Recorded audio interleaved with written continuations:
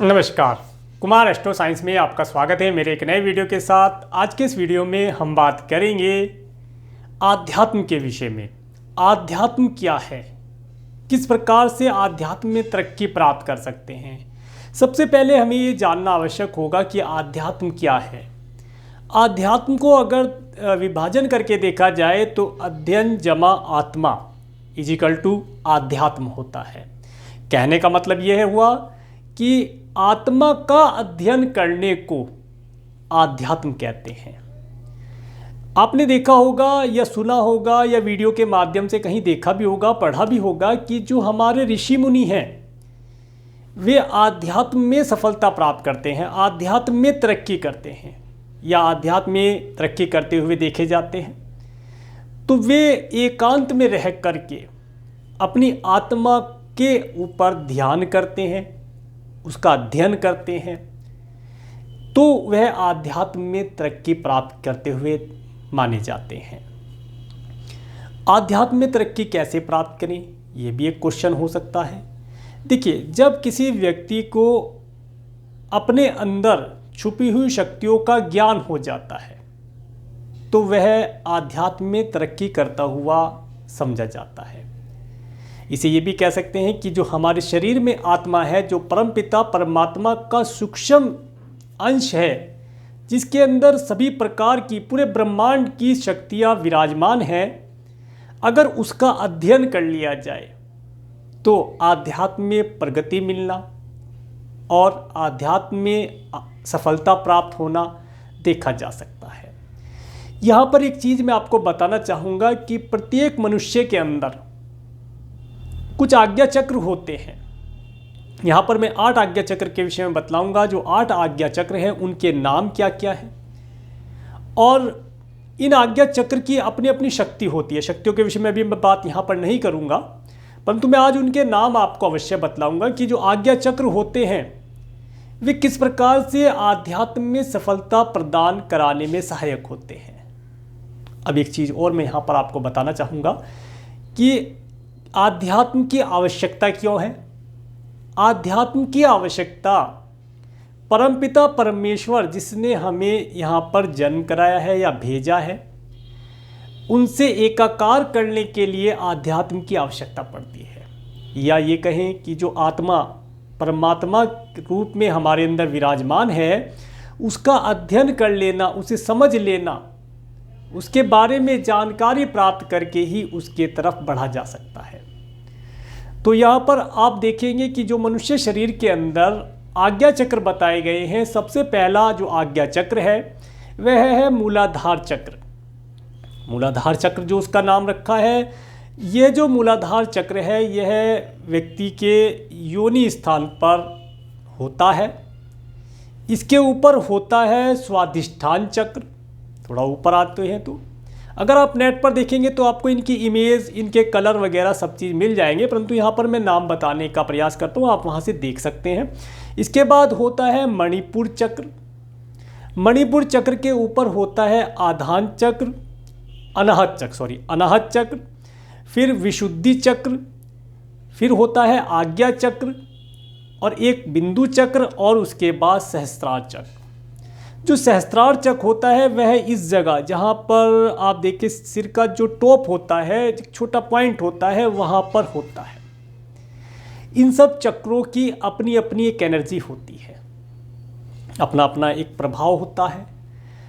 आप एक चीज़ को महसूस करते होंगे जब आप किसी धार्मिक प्लेस या सिद्ध स्थान के पास जाते हैं या कहीं पर कोई साधु जो लोग होते हैं समाधि ग्रहण कर लेते हैं, तो आप अगर उस एरिया से जाएं तो आपको जितना भी उनका ऑरा है, जब जैसे आप उनके ऑरा फील्ड में प्रवेश करेंगे तो आपकी नेगेटिविटी स्वतः ही समाप्त होनी शुरू हो जाएगी। आप प्रसन्न होंगे, आपको अजीब सी एक मीठी और एक खुशबूदार फूलों की खुशबू आपको महसूस देगी। तो ये पवित्रता और इस एनर्जी का फल होता है।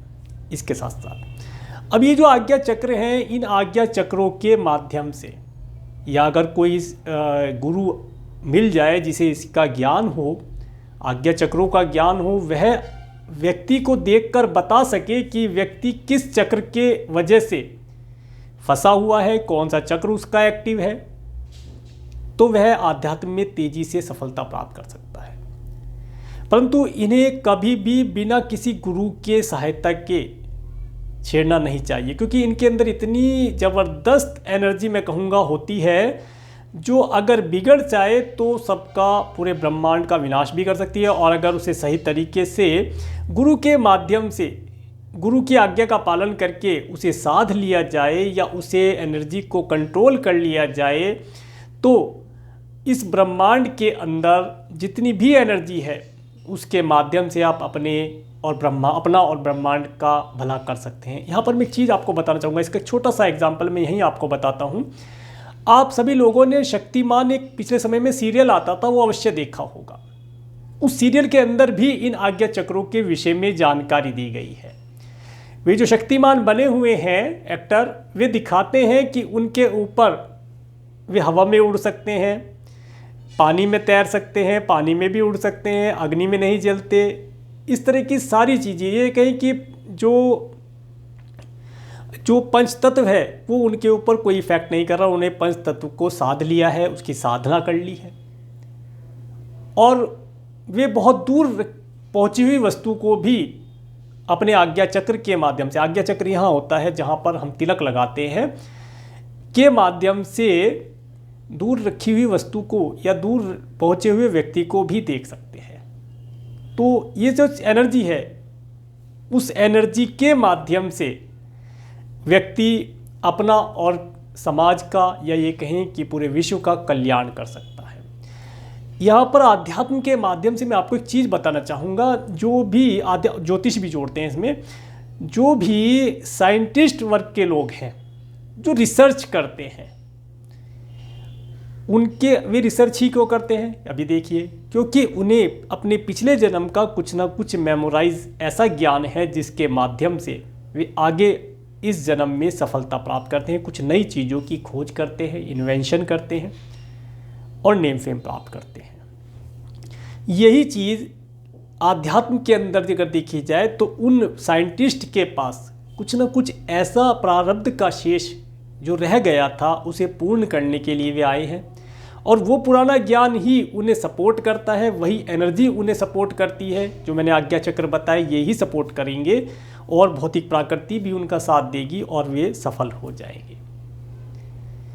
कभी कभी आप देखते होंगे कि कोई व्यक्ति बहुत बीमार हो जाता है, निगेटिविटी से ग्रस्त हो जाता है। ऐसा क्यों होता है? जब कोई व्यक्ति किसी निगेटिविटी से ग्रस्त होता है या बुरे विचारों से प्रभावित होता है, तो उसका जो ऑरा मंडल है, ऑरा मंडल में भी यही जो आज्ञा चक्र होते हैं, इन्हीं की लेयर से बन के ऑरा बनता है। तो वो ऑरा कहीं ना कहीं प्रभावित हो जाता है, जिसकी वजह से वह व्यक्ति निगेटिविटी या बुरे कर्म, बुरी भावना, बुरे विचार, इन सब से ग्रसित होकर रोग इत्यादि से परेशान हो जाता है।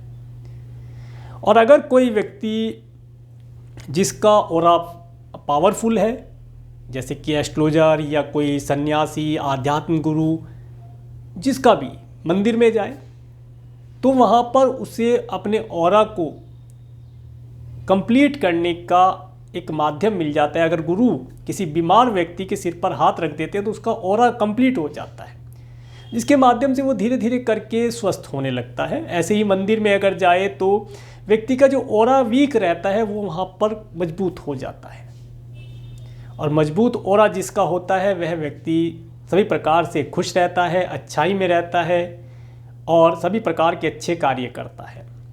तो कुल मिलाकर के जो ऑरा हमारा है आज्ञा चक्र से मिलकर बनता है, और व्यक्ति जैसे ही इन सब चीज़ों को अध्ययन करता है तो उसे परमपिता परमेश्वर का ज्ञान हो जाता है। और जिस व्यक्ति को परमपिता परमेश्वर का ज्ञान हो जाता है वह इस भौतिक प्रकृति में किसी प्रकार से नहीं फंसता, वो इससे निकलने के सभी आयामों को आराम से पास करके दोबारा से परमपिता परमेश्वर में मिल जाता है। तो आज के वीडियो में इतना ही। अगर आपको मेरा वीडियो अच्छा लगा है तो आप मेरे वीडियो को लाइक करें, और यदि आप मेरे चैनल पर नए हैं तो मेरे चैनल को सब्सक्राइब करें, जिससे आने वाले नई वीडियो का नोटिफिकेशन आपको मिल सके। और अगर आपके पास आध्यात्म और ज्योतिष से रिलेटेड कोई आपका क्वेश्चन है तो उसे आप कमेंट के माध्यम से शेयर कर सकते हैं। मैं यथासंभव उसके लिए वीडियो बना करके आपके क्वेश्चन का आंसर देने का प्रयास करूंगा। चलिए फिर मिलेंगे, तब तक के लिए नमस्कार।